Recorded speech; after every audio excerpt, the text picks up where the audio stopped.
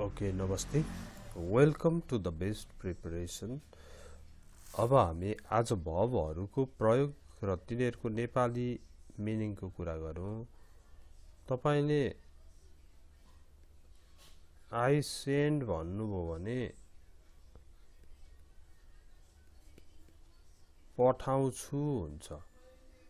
तर I sent भन्नुभयो भने पठाए हुन्छ। अनि I'll send भनेको पठाउने छु भयो। अब यो I sent र I'll send मा यो simple present tense, simple past tense र simple future tense भयो। I sent and I'll send यसरी तीनटा भयो। अनि तपाईलाई कहिलेकाहीँ फेरि each sent लेखेको देख्नुहुन्छ। each sent भनेको चाहिँ यो प्यासिभ मा हुन्छ र यसको अर्थ चाहिँ पठाइन्छ। each sent भनेको पठाइन्छ।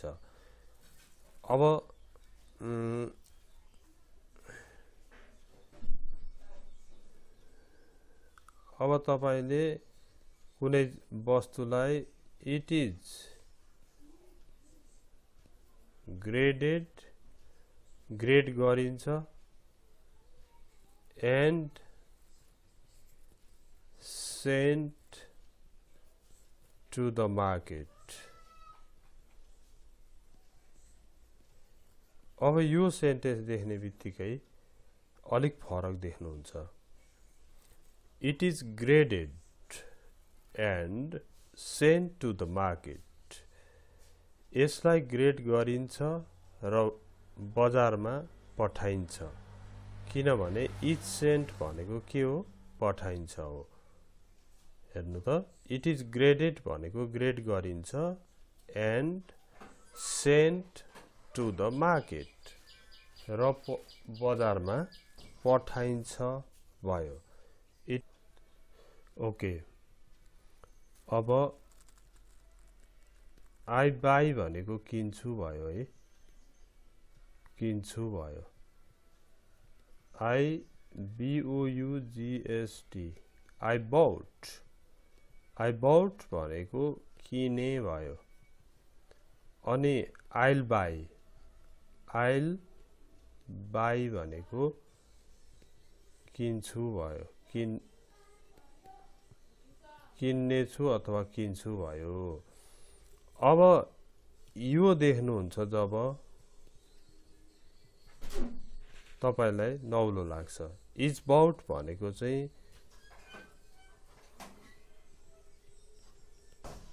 किनिन्छ भयो। is bought किनिन्छ। अब तपाईले मानु एउटा ड्र्यागन फ्रुटको कुरा गर्नुहुन्छ अथवा कुनै किवी फ्रुटहरुको कुरा गर्नुहुन्छ। अब तपाईले बोल्न थाल्नुहुन्छ it is bought in the village and kept in the cold store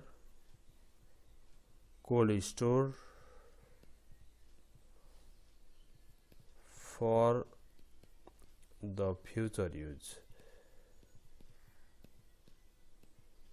अब हेर्नुहोस्, is bought भनेको किनिन्छ हो भने is kept भनेको राखिन्छ हो।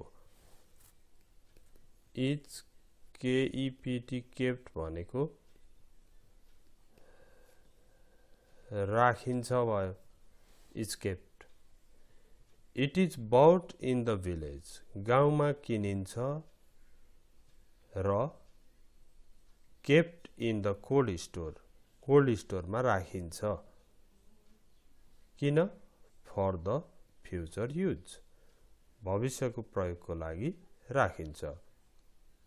ओके, अब तपाईले अफ सिजनमा पनि एकदम ओके, अब तपाईले चाहिँ अफ सिजनमा एकदम फ्रेश किवी लिएर आउनुभयो। कसरी ल्याउनुभयो भन्दा it is bought in the village and kept in the cold store for the future use. भविष्यको प्रयोगको लागि राखिन्छ, त्यसरी ल्याएको हो भनेर भन्नुभयो।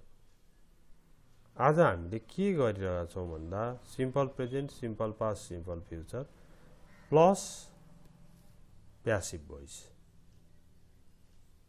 यसपछि एउटा अर्को हेरौं। अब यसमा तपाईले आई प्लान्ट भन्नुभयो भने रोप्छु हुन्छ, रोप्छु। आई प्लान्टेड भन्नुभयो भने रोपे हुन्छ। अनि आइल प्लान्ट भन्नुभयो भने आइल प्लान्ट भनेको रोप्ने छु हुन्छ। तर जब तपाई इज प्लान्टेड देख्नुहुन्छ, इज प्लान्टेड देख्दाखेरि तपाईलाई नौलो लाग्छ। इज प्लान्टेड भनेको रोपिन्छ हो, रोपिन्छ। अब तपाईले कुनै बिरुवा देखाएर यसलाई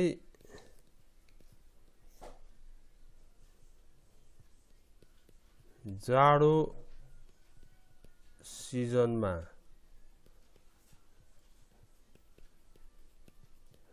रोपिन्छ भन्नुपर्ने भयो भने रोपिन्छ भन्ने त इज प्लान्टेड हो। त्यसो हुँदा it is planted in the cold season.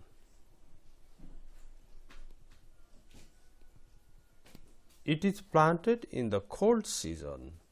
यो जाडो सिजनमा चाहिँ रोपिन्छ भयो।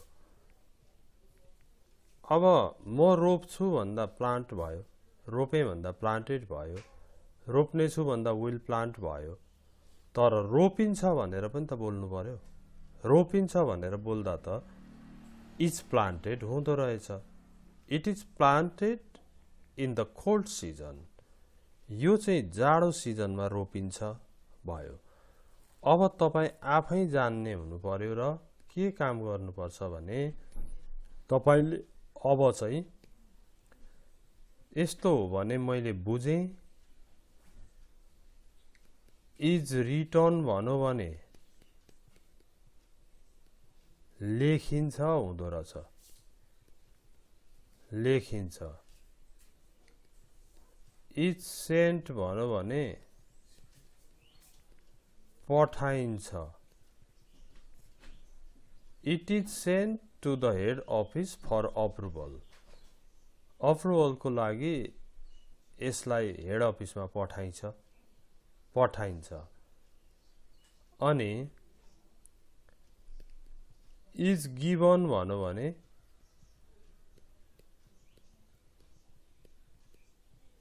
दिन्छ भयो,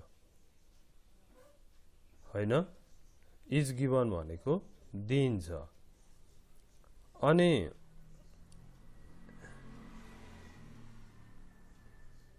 यो सामान चाहिँ सबै कस्टमरहरूलाई फ्रीमा दिइन्छ भन्नु पर्यो। त्यो सामान देखाएर तपाईले it is given to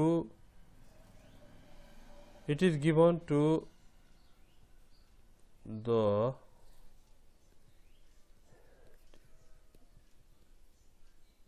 customers दिन्छ।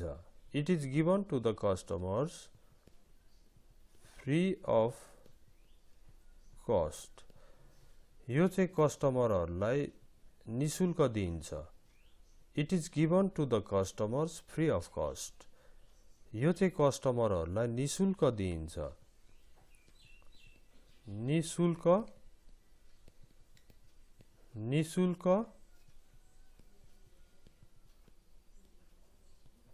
दिइन्छ. It is given to the customers free of cost. यो चाहिँ कस्टमरहरूलाई निशुल्क दिइन्छ. कुनै वस्तु देखाएर तपाईले भन्नुभयो.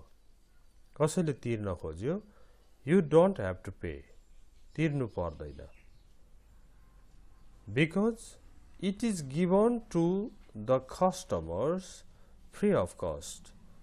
यो कस्टमरहरूलाई निशुल्क दिइन्छ. दिइन्छ भन्ने शब्द यसमा आयो. अभ्यासलाई बढाउनुहोस्. यस्तै गरी अभ्यास गर्दै जानुभयो भने तपाईले जस्तो अंग्रेजी पनि बोल्न सक्नुहुन्छ. ओके, अब सब्स्क्राइब गर्नुभएको छैन भने सब्स्क्राइब गर्न, नोटिफिकेसन बेल अन गर्न, शेयर र लाइक गर्न पनि नभुल्नु होला. Thank you very much for watching it. See you next time.